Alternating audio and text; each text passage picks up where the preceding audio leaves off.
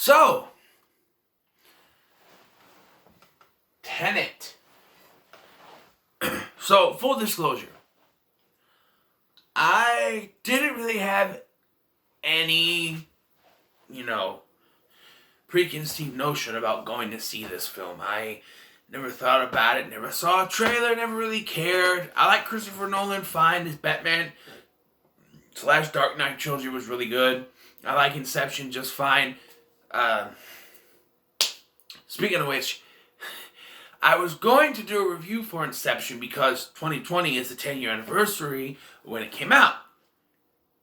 But I thought that movie would be too complex to review, so I didn't. So anyway, back to what I was saying.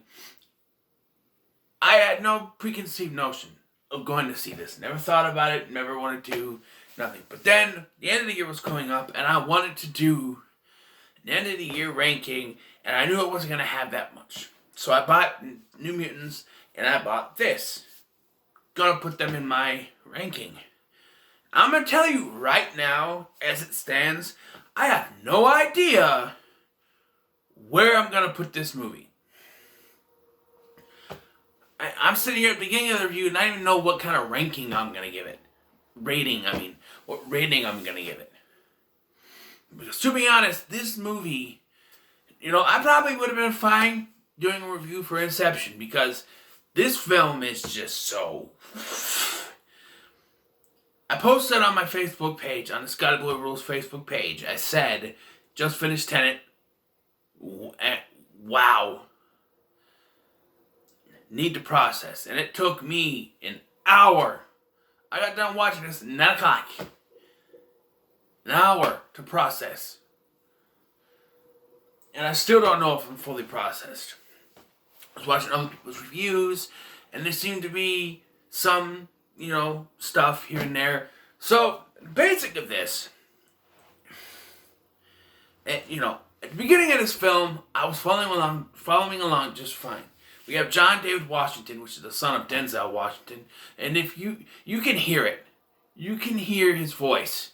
Like, there are times where you just hear his voice, and it's like, oh, he sounds just like his dad, You got that Denzel kind of swagger talk, I can't do a Denzel impression, but yeah, it's really good. And for the most part, John David Washington, he does a great job. I think Elizabeth Debicki and Kenneth Branagh, and even Robert Pattinson, Mr. Sparkly Twilight Man, they do a very good job in this film. And like I say, beginning of this film, it seems very cut and dry. There's this technology called inversion, which inverts objects and you can move them backward, but you have to have dropped them first, I guess. And that's one thing. I'm like, okay, so it's going to be about inverting objects. And like Wanted, a little bit of Inception type stuff. That's cool. And then we get into when they start inverting people. And that's when it gets a little more confusing. Specifically, there's a scene where there's a hallway fight between John David Washington's protagonist, that's all he's called, and someone wearing a mask. And he and Pattinson, or Neil, go into this place, and there's these two guys, and they're both on either side. And Neil confronts one of them and lets him go for some reason. We never see why until later. And then the protagonist deals with the other guy, and they have this little battle going back and forth. And then until he's sucked under a door, because the guy he's fighting is inverted, he's going backwards. So, yeah. But then, later on in the film, this movie is 2 hours, 2.5 hours long. 2.5 hours long, 150 minutes, 2.5 hours long. And my God, it's long. It's just, it's not like Bad Boys 2 long, where it just seems like it's going on. There's a lot of stuff going on that kind of makes it go, alright, the pacing is fine. But later on in the film, we find out that the masked person that the protagonist was fighting was himself from a different point in time. And they do this twice, where they show us different point of views as they go through time. It's very weird. It's very confusing. I've watched multiple reviews, and I agree with them. They say you need this movie. Multiple viewings. There needs to be multiple viewings of this film to totally get what's going on, because even I don't. And by the end of the film, it leads to a twist that, but at the beginning of the film, because he keeps asking who's in charge, and as soon as they introduce the idea of, from different points in time, I figured out the twist. And then all this convoluted stuff happened, and I was like, okay, maybe it's not what I thought. And then at the end, they just showed up there, oh, by the way, this. I'm like, okay, so I did figure it out, but we had all this confusing stuff going through the film to point us. Okay, so the one question the protagonist keeps asking Neil is, who is he working for? Neil says he's not going to answer that until the end of the film, or the end of, when it's time, when they're done with this. And by the end of the film, Neil reveals protagonist is the one that sent him. And turns out the protagonist is the one behind all this stuff. Which is another confusing thing. My thought was that he sent Neil back in time to help the past version of him stop this thing. And then they just revealed, oh no, he's in charge of the entire thing. He's behind this whole thing. And I'm just like, that really confuses it to me. Kenneth Branagh is a great villain, sometimes a little over the top, but he does fine. Elizabeth Debicki is his wife, and the central female character, she's good. Robert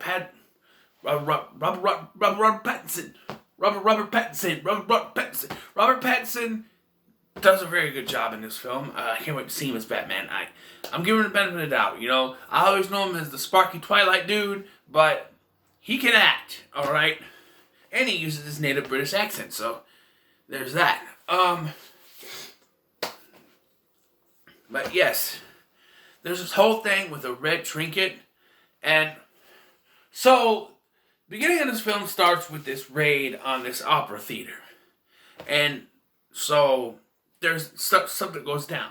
So by the end of the film, we are told that this is what's going to happen, and we're going back to that opera house. Okay, so now we're going to see from another point of view. We never go into the fucking opera house. Instead, we're at some place where they're shooting down buildings. Like, you get shot one place and then rebuilds on the other place, and it's I don't know. It gets very confusing in the second half, which is strange because it's the best part of the film is the second half where it gets really weird, but it's also the most confusing. Because they say, we gotta go to the opera house on this date, the day the opera house was attacked. So I'm like, okay, so we're gonna reveal that someone was there, and, but we never go back into that opera house. So I don't know why they kept mentioning the opera house. It just makes no sense to me. And they say that there's a kill switch on the thing. So, okay. Now I gotta try to think here, okay? That's gonna take a while, but I'll try. Kenneth Branagh's character, Setar, whatever. He has this bomb thing that's going to implode, destroy everything. And implode, reverse, invert. It's worse than a nuclear bomb, supposedly. And there's a deadlock switch, or kill switch, whatever. If he dies, it will go off. But then Elizabeth Debicki's character, she shoots him. And nothing happens. We are led to believe that they did something, but as far as I could tell, we didn't see them do shit. They have the time thing, she shoots him, throws him overboard and allows him to die, but then they just stand there, and nothing happens. And they're like, whoa, did you handle it? They handled it. When? if I missed it, like I said, repeat viewings. We need to have repeat viewings for this. But I swear I missed it. How did they stop that thing from going boom? And then there's this twist where Aaron Taylor Johnson's character pulls a gun on him. And then they each take a piece so they can separate it. But then Neil gives his piece to the protagonist, so the protagonist has two pieces. But how's it? Because Neil is going back with them, and they said before they got to keep them separate so no one can use them again. So what? Oh, I just realized if this is true. So, like I said, the protagonist is the one behind this. So Neil gives him two pieces. So now all he has to do is at some point in time kill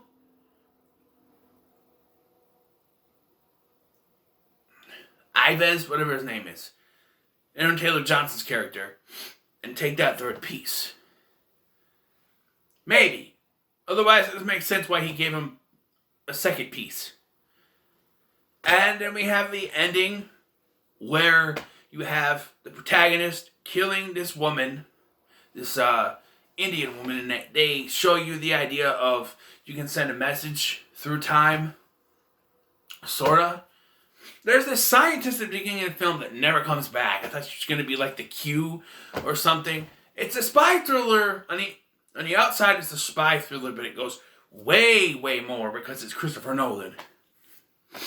And it's very confusing. So it demands repeat viewing. Also, I did notice something, and I've like I said, I watched other reviews, and I thought it was just me.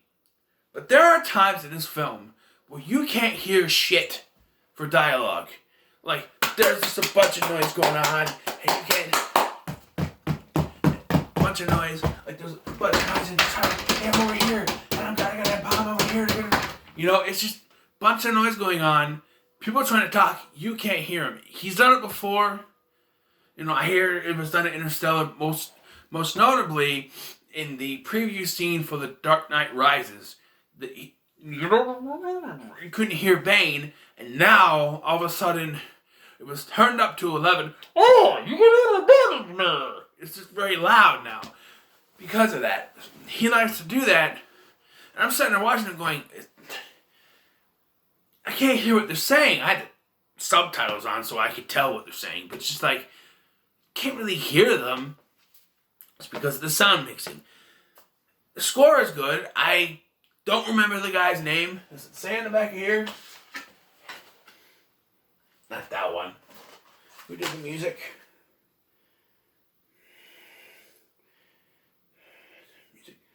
Ludwig Göransson. Because Hans Zimmer was busy doing the music for Dune. And if you didn't know it wasn't Hans Zimmer, I don't think you could tell because it's a perfect Nolan score. I enjoyed this film.